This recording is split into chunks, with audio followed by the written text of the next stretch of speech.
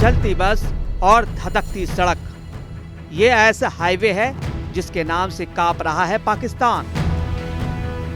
ये ऐसा हाईवे है जिस पर जाने से डरते हैं पाकिस्तानी सैनिक, क्योंकि यहाँ हर कदम मौत को उनका इंतजार कर रही है। पाकिस्तान के बलूचिस्तान में एक और धमाका हुआ और पाकिस्तानी सैनिकों के पर खच्चे उड़ गए।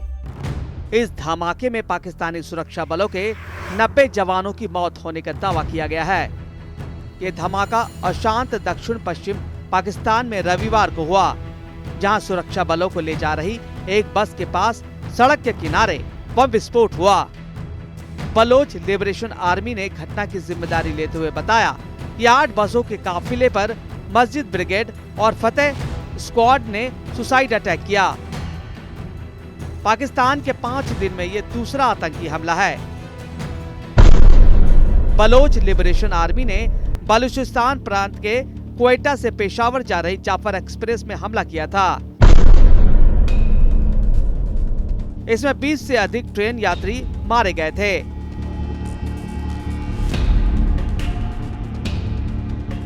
रविवार को बीएलए के उग्रवादियों ने नुशिकी इलाके में सेना की 8 बसों पर सुसाइड बॉम्बिंग की है, जिसमें 90 पाकिस्तानी सैनिक मारे गए।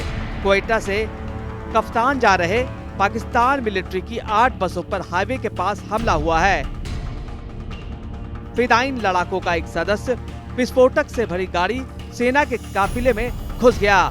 विस्फोटक से भरी गाड़ी जिस बस टकराई वो तो मौके पर ही पूरी तरह से तबाह हो गई।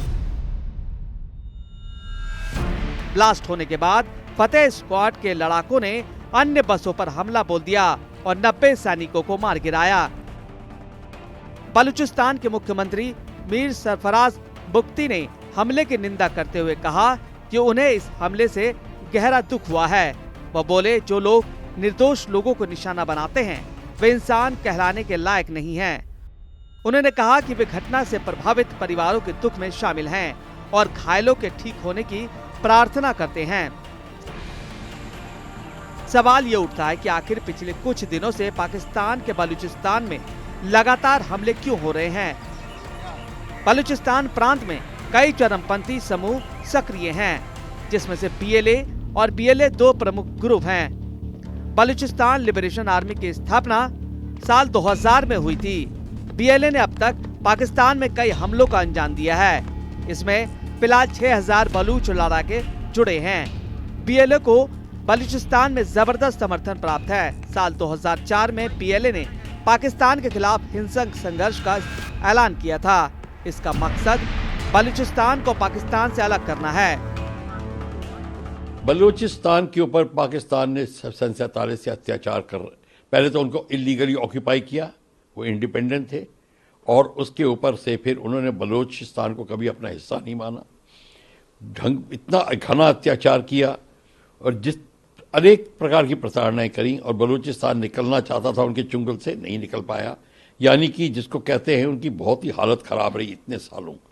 सबसे पुअरेस्ट एंड बैकवर्ड एरिया है पाकिस्तान की, नियरली 50% एरिया बलूचिस्तान है, फिर 10% पॉपुलेशन है, और सबसे ज़्यादा खनिज पदार्थ वगैरह बलूचिस्तान में है। बट पाकिस्तान उनके ऊपर इतना अत्याचार कर रहा है, तो अगर आप कहेंगे ये, और जब अत्याचार से ग्रसित होकर मरता क्या ना करता, अब उन्होंने अपनी बलूचिस्तान आर्मी और लिबरेशन आर्मी वगैरह जो बनाई है, और जो रेबल फोर्सेस हैं, तालिबान, लोकल तालिबान उनके साथ में है, अफगान के जो ट्राइबल्स हैं वो उनके साथ में हैं। तो ये सारे के सारे जो है लोकल जो आवाम है वो जो पाकिस्तान से ग्रसित है। और पाकिस्तान से क्यों ग्रसित है? पाकिस्तान पंजाबी डोमिनेटेड फोर्स है, और पूरी आर्मी उनकी पंजाबी डोमिनेटेड है, और वो बलोच को बिल्कुल अपना हीनता की भाव से देखते हैं। ब्रिटिश सरकार से पाकिस्तान की आजादी के बाद से बलूचिस्तान के लोगों ने 1948 से ही अलग देश बनाने को लेकर चरमपंथी विद्रोह की शुरुआत हो गई थी।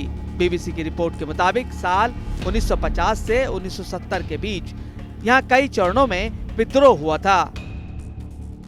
साल 2003 से पाकिस्तान के पूर्व सेना प्रमुख जनरल परवेज मुशर्रफ के कार्यकाल में यहाँ विद्रोही गतिविधियां काफी बढ़ गई थी। उन्होंने बलूचिस्तान में चरमपंथ के खिलाफ कई अभियान चलाए थे। रिपोर्ट के मुताबिक पाकिस्तान सेना और खुफिया एजेंसियों की ओर से की गई कार्रवाई में इस क्षेत्र के हजारों लोग लापता हो गए। इसलिए पाकिस्तान पर आरोप लगाते रहे कि वे खुफिया एजेंसी का इस्तेमाल कर यहाँ के लोगों को टॉर्चर कर रही है। बलूच लिबरेशन फ्रंट ईरान का अलगाववादी ग्रुप है।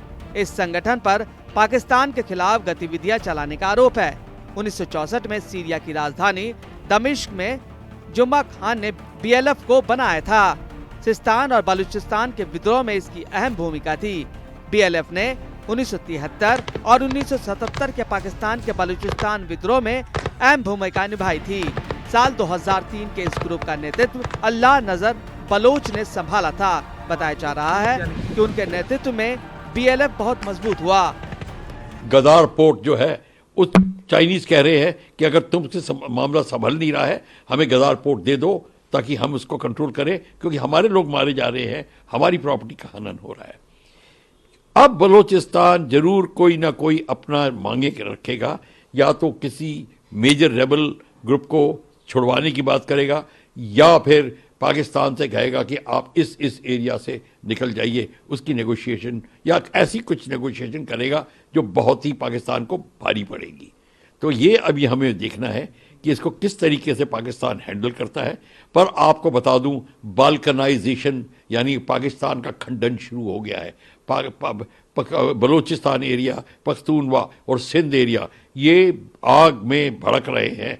धीरे धीरे ये अब निकलने की बात करेंगे। पाकिस्तान का दावा है कि ये दोनों संगठन ईरान और कभी कभी अफगानिस्तान में भी अपने ठिकाने बनाते हैं। लंबे समय से पाकिस्तान ईरान सरकार पर इन समूहों के नेताओं और चरमपंथियों को पनाहगाह देने का आरोप लगाता रहा। वहीं पाकिस्तान भारत पर बलूचिस्तान में कुछ गुटों की आर्थिक मदद करने का आरोप भी लगाता रहा है। हालांकि भारत और ईरान दोनों ही पाकिस्तान के आरोपों से इनकार किया है। बीते कुछ दिनों में इन संगठनों ने पाकिस्तान पर हमले तेज कर दिए हैं।